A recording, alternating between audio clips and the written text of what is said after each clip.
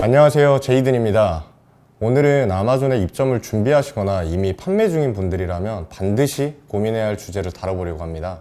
그 전에 퀴즈를 하나 드릴 건데요. 여러분은 상품을 판매할 때 마케팅, 시장 규모, 자본, 판매 상품 중에서 가장 중요한 게 무엇이라고 생각하시나요? 사실 이건 정답이 없는 질문이기도 해요. 각자 가지고 있는 전문성이나 강점에 따라서 답이 다를 수 있거든요. 예를 들어서 마케팅에 자신 있는 분들은 마케팅이 제일 중요하다고 하실 수 있고, 투자 여력이 큰 분들은 자본이 제일 중요하다고 보실 수 있죠. 그런데 저는 셀러로서 또 브랜드를 직접 운영해 본 입장에서 판매하려는 상품이 가장 중요하다고 생각해요. 물론 마케팅도 중요하고 시장 규모도 크면 확장성이 좋고 자본이 많으면 당연히 유리하겠죠. 하지만 제품을 판매하는 사업은 내가 어떤 제품을 팔기로 결정했는지에 따라서 출발점이 달라진다고 생각하고 있습니다. 그래서 오늘은 제가 제일 중요하게 생각하는 제품 소싱, 판매 상품 선정에 대한 이야기를 해보려고 합니다. 실제로 스타트업 실패 원인을 조사해보면 항상 1위는 똑같아요. 바로 시장에 필요 없는 제품을 출시하는 것이라고 합니다. 팔리는 제품을 선택하지 못하면 아무리 마케팅을 잘하고 아무리 많은 자본을 쏟아부어도 결국 실패할 수밖에 없어요. 제가 적지 않은 기간 동안 아마존 사업을 운영하면서 생각보다 많은 제품을 출시했어요. 영상을 준비하면서 직접 세어보니까 200개가 넘는 제품을 출시했더라고요. 그렇게나 많은 상품을 론칭한 결과가 여러분은 궁금하지 않으신가요? 아쉽게도 모든 상품이 성공한 건 아니었습니다. 처음 아마존 판매를 시작했을 때는 어떤 제품이 잘 팔리는지 전혀 감이 없었어요. 단순히 한국에서 잘 팔리니까 미국에서도 되겠지 라는 안일한 접근을 하거나 미국 시장 특성을 무시하고 제 뇌피셜만으로 제품을 선정하다 보니까 크고 작은 실패와 시행착오를 정말 많이 겪은 것 같아요. 근데 이런 경험들이 쌓이다 보니까 점점 시장에 대한 감각이 생긴 것 같고요. 제품을 선정할 때 저만의 원칙과 룰을 정하게 됐어요. 그리고 그 틀 안에서만 상품을 기획하고 론칭하다 보니까 성공 확률이 기하급수적으로 올라가더라고요. 그래서 오늘은 제가 그동안 겪은 경험을 바탕으로 만든 저만의 제품 선정 원칙과 룰을 간단하게 여러분께 소개해 드리려고 해요. 그럼 아마존에 어떤 제품을 팔아야 할지 알아보기 전에 꼭 먼저 이해해야 할 게 있습니다. 바로 아마존에서 상품을 구입하는 소비자들의 특징을 저희는 알 필요가 있어요. 왜냐면 여기에 바로 힌트가 숨겨져 있기 때문인데요. 지난 영상에서 제가 한국에 쿠팡이 있다면 미국에 아마존이 있다고 말씀드렸죠. 두 플랫폼을 이용하는 소비자들의 특성은 사실 크게 다르지 않아요. 쿠팡으로 예를 들어볼까요? 여러분 쿠팡에 접속하실 때 단순히 구경만 하려고 들어가시나요?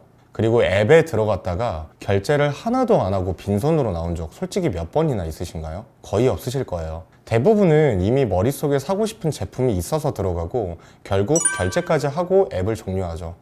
쿠팡 구매자는 구매 전부터 특정 상품을 이미 정해놓고 들어간다는 게 특징이라는 거예요. 그래서 제품을 보자마자 살까 말까를 오래 고민하지 않고 굉장히 짧은 시간 안에 구매 결정을 내립니다. 말 그대로 소비자는 지갑을 열고 앱에 접속한다는 거예요. 그럼 아마존은 어떻냐?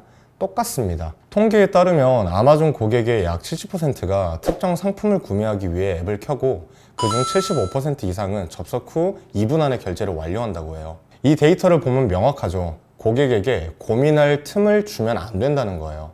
내 상품이 검색되자마자 아 이거다 하고 바로 장바구니에 담기고 결제까지 이어질 수 있게 만들어야 돼요.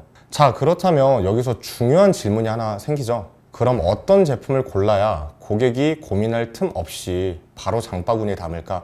제품을 고를 때 따져봐야 할 조건은 수없이 많아요. 하지만 그 중에도 어떤 상황에서도 적용되는 세 가지 핵심 포인트를 여러분께 알려드릴게요. 첫 번째 기준은 바로 상품이 이해하기 쉬운 구조여야 한다는 거예요. 아마존 고객은 제품을 구경하려고 들어오는 게 아닙니다. 이미 머릿속에서 사고 싶은 카테고리나 상품을 떠올리고 들어오는 거기 때문에 상품 페이지에 들어왔을 때 한눈에 이해되지 않는 제품이라면 바로 뒤로 가기를 누르고 다른 제품을 찾아 떠나실 거예요. 통계에 따르면 고객은 상품 상세 페이지에 머무는 시간이 평균 30초가 채 되지 않는다고 해요.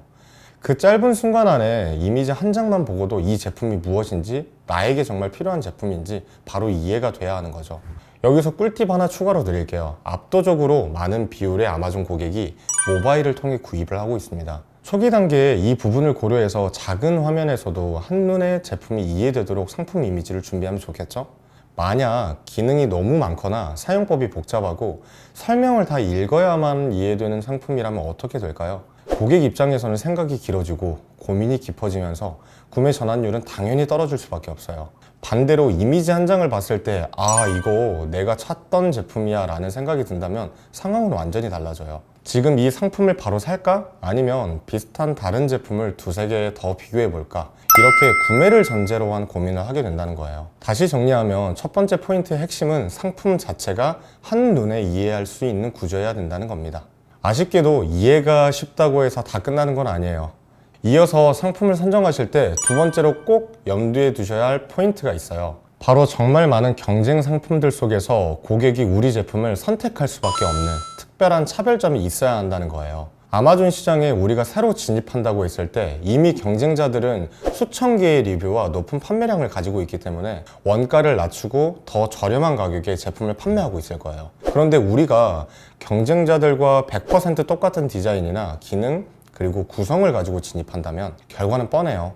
우리 제품은 외면받을 수밖에 없겠죠. 그래서 무조건적으로 차별점이 필요해요. 차별화를 줄 수 있는 포인트는 소재, 원료, 디자인, 색상, 구성 등 정말 다양해요. 이런 요소 중 하나라도 분명한 차별성은 있어야 합니다. 어렵게 생각하실 수 있는데 가장 쉬운 접근법을 말씀드리자면 경쟁사의 리뷰를 분석해서 불만사항을 개선하는 방법이 있어요. 사용자 경험을 미리 확보하고 차별화 포인트를 만드는 거죠. 여기서 전달하고 싶은 메시지는 단순합니다. 시장에서 이미 팔리고 있는 제품을 그대로 복사해서 내놓지 말자는 거예요. 세 번째 기준은 바로 우리 상품을 구매할 타겟 고객을 넓게 잡지 말자는 겁니다. 내 제품을 남녀노소 모두가 쓴다면 시장이 훨씬 넓어지고 더 많이 팔 수 있지 않을까? 이렇게 고민하실 수 있을 거예요. 하지만 이게 착각에 가까워요. 예를 들어서 스킨케어를 론칭한다고 해볼게요. 남녀노소 모두 사용 가능 이라고 하면 사실 아무도 타겟팅 되지 않는 겁니다. 반대로 여성용 스킨케어, 여기서 한 번 더 쪼개서 10대 여학생을 위한 스킨케어라고 하면 훨씬 명확한 고객 이미지를 떠올릴 수 있어요. 다른 예시를 가방으로 들어볼게요. 그냥 백팩이라고 하면 경쟁자가 수십만입니다. 하지만 타겟을 좀 더 뾰족하게 잡아보면 첫 번째 단계에서 노트북 백팩, 두 번째 여성용 노트북 백팩, 그리고 세 번째 대학생 여성 전용 노트북 백팩, 이렇게 계속 쪼개 들어가다 보면 내 제품이 정확히 누구를 위한 것인지가 점점 더 명확해져요. 타겟이 이렇게 명확해지면 제품 디자인부터 광고 메시지까지 모든 방향이 뚜렷해져요. 대학생 여성 전용 노트북 백팩이라고 하면 제품 색상, 패키징이나 촬영할 때 모델의 연령대나 분위기까지 쉽게 결정할 수 있어요. 누구를 위한 제품인지가 선명해지면 디자인, 콘텐츠, 광고 메시지까지 한 방향으로 맞춰지고 의사결정이 훨씬 쉬워진다는 거예요. 바로 이게 우리가 흔히 말하는 페르소나 전략입니다. 내 고객은 누군지, 그 고객이 어떤 고민을 갖고 있는지, 내 제품이 그 고민을 어떻게 해결해 주는지를 구체적으로 정의할 수 있는 거예요. 여기서 흔히 나오는 질문이 하나 있어요. 그렇게 니치하게 들어가면 시장이 너무 작아지는 거 아닌가요? 아닙니다. 아마존은 쿠팡이나 네이버 쇼핑보다 수십 배는 큽니다. 업계에서는 한국 온라인 시장 전체보다도 크다고 할 정도예요. 한국에서는 하루 5개도 안 팔리는 제품이 미국 아마존에선 하루 100개 이상 팔리는 경우가 정말 흔해요. 니치로 간다고 시장이 줄어드는 게 아니라 더 큰 시장 안에서 내 고객층이 선명해지는 거라고 생각과 관점을 다르게 가지셔야 돼요. 그리고 또 하나 중요한 장점이 있습니다. 타겟을 좁히면 광고 효율이 좋아지고요.